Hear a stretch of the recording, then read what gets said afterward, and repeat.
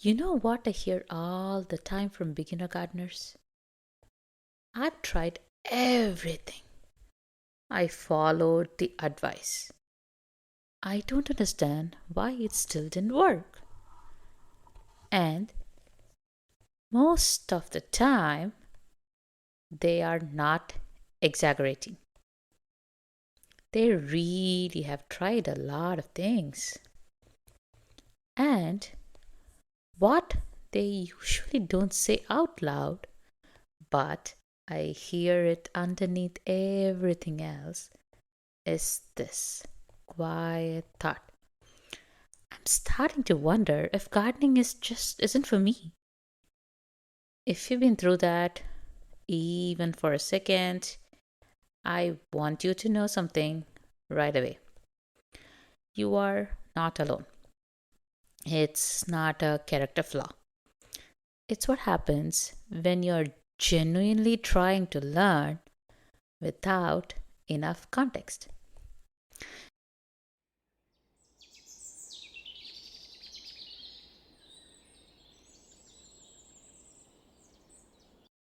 In the last episode, we talked a lot about viral gardening videos, the kind that look magical, spread quickly, and set expectations that real gardens cannot live up to.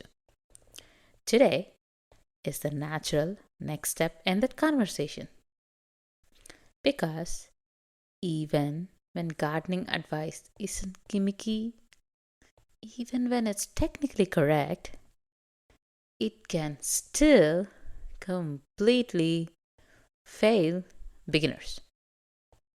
The reason is simple: random gardening tips don't work when they are shared without context or sequence. Gardening is a system, but most beginners are taught gardening like it's a grab bag of tricks. Water this way, add this amendment, plant this crop, spray this if you see bugs. Each tip might be correct on its own, but gardens don't work one tip at a time. This is something I learned the hard way in my early gardening years. I was constantly collecting tips, Pinterest boards, saved blog posts, notes in my phone. And any time something didn't look right, I went straight into fix it mode. Yellow leaves, I'd search nutrient deficiencies. Bugs, I would research sprays.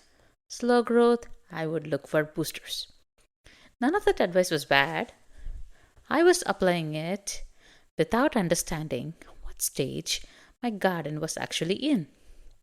I was trying to fine tune things that didn't have a strong foundation yet. And instead of feeling more confident, I felt like gardening required constant fixing, like I was always behind. Let me give you a really common example of how this plays out. Yellowing leaves. If you've gardened for more than 5 minutes, you've seen this. And if you've ever Googled it, you know how fast it spirals. Because the internet will tell you all at once yellow leaves mean overwatering. No, yellow leaves mean underwatering. Actually, it's low nitrogen.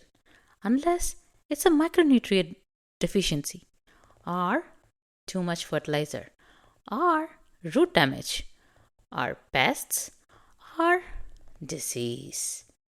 Technically, all of that can be true. That is the problem. Here's the part beginners aren't usually told, and honestly, what I wasn't told early on either. Everything shows up as yellow leaves. But yellowing leaves doesn't mean the same thing in every plant or at every stage. If you're looking at a mature tree, yellowing leaves can be completely normal. Older leaves drop, seasons change, the tree reallocates energy. Nothing is wrong. But if you're growing an annual vegetable plant, yellow leaves could mean something very different. Sometimes it's nitrogen deficiency, sometimes it's watering, too much or too little. Sometimes it's heat stress. Sometimes it's just older, lowered leaves dropping as the plant focuses energy on new growth. Same symptom, completely different meanings. And this is where the emotional weight sneaks in. Not as a panic, but as fatigue. Yellow leaves are one of the things that don't make people freak out. They make people sigh. You notice them and think, I already have so many things I'm trying to get right. Why is this another thing I have to figure out?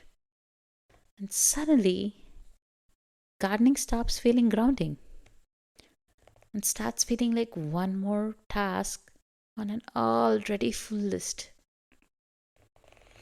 That's when people quietly think this is ending up being more work than actual work. Not because the plant is doomed, but because your brain is tired. This is where random tips fall apart. Because when you Google yellow leaves, you get solutions, but not diagnosis.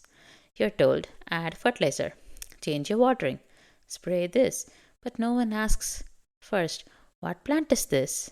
How old is it? Where on the plant are the leaves yellow? What's the weather? What changed recently? Without those questions, advice becomes guesswork. And when beginners try one solution after another, nothing really changes. It starts to feel personal. Like, why can't I figure it out? This is exactly what I mean when I say gardening advice shows up out of order. Yellow leaves aren't the problem, they are information. But random tips treat them like something to fix immediately. Instead of trying, instead of a signal to understand. And when you skip understanding, you end up chasing solutions that don't actually apply to your situation. Here is an analogy that helps make this click. Imagine learning to cook by only watching random recipes online. One day you're baking sourdough, the next day you're making a complicated curry. Suddenly you're fermenting vegetables. Each recipe is valid, but without understanding basics, heat, timing, ingredients, cooking feels chaotic. Gardening works the same way. When tips arrive without context, you don't know where they belong or whether you need them at all. Let me tell you a shift that changes everything. Instead of asking, what tip should I try next? Ask, what phase am I right now? Am I still learning my seasons, understanding my soil, figuring out a setup that fits my life? Or am I fine tuning growth, increasing harvests, managing pests? Those are very different phases, but most advice doesn't tell you which one it's meant for. This is why gardening can feel very unpredictable. It's not, it's really not. What's unpredictable is applying advanced or mismatched advice too early. When foundations are rushed, everything downstream feels harder. When foundations are solid, gardening becomes calmer, more predictable, more enjoyable. This is the moment when a lot of beginners either give up or quietly decide that gardening is just stressful by nature. But here's the gentle truth: gardening only feels stressful when you're constantly reacting instead of understanding. Once you learn how to pause and read what your plants are telling you, the mental load starts to lift. Here's something practical I want you to try. Instead of saving tips, start saving questions. When you hear advice, ask, what does this assume I already have? What comes before this? Is this fixing a cause or a symptom? If you can't answer any of these questions, the tip probably isn't for you yet. That's not failure, that's discernment. I want to leave you with this. If gardening has ever made you feel small, behind, or like you're missing something that everyone else got, please hear this clearly. You don't have a broken green thumb. You are not bad at this. You've just been learning without a map. And once you have the map, everything starts to feel lighter.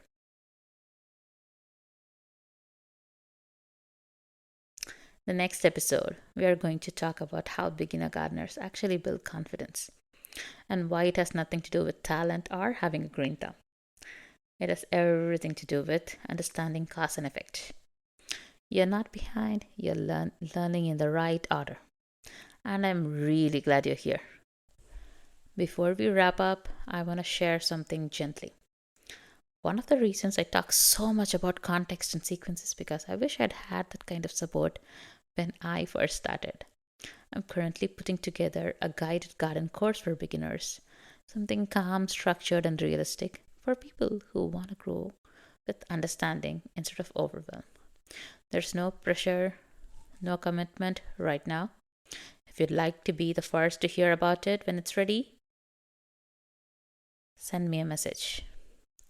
Think of it as a way to stay connected, not a decision you have to make today.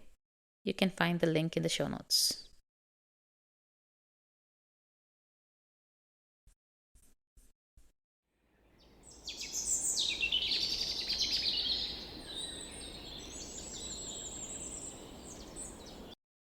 Before you go, I have one small ask. And it actually has nothing to do with algorithms or downloads. If this episode made you think of one person, a friend, a neighbor, a fellow parent, or someone who's always said, I want to grow a garden, I want to grow my own vegetables and fruits, I just don't know where to start, would you share this episode with them? This podcast grows almost entirely through word of mouth, and every share helps someone realize that gardening doesn't have to be complicated or overwhelming. It can be gentle, it can fit real life, it can start right where they are. And if you're listening and wondering what kind of gardener you are, or what your next best step actually is, I created a free quiz to help with that. It's called the Growzona Quiz. And it helps you figure out your gardening style, your biggest challenges, and what will actually work for your season of life. Whether you're a total beginner or just need clarity. You can take it at vibrantrainbowgardens.com/quiz. And I will send you personalized guidance right after. Thank you for being here, for listening, and for helping this little garden of a podcast grow. I'll see you in the next episode.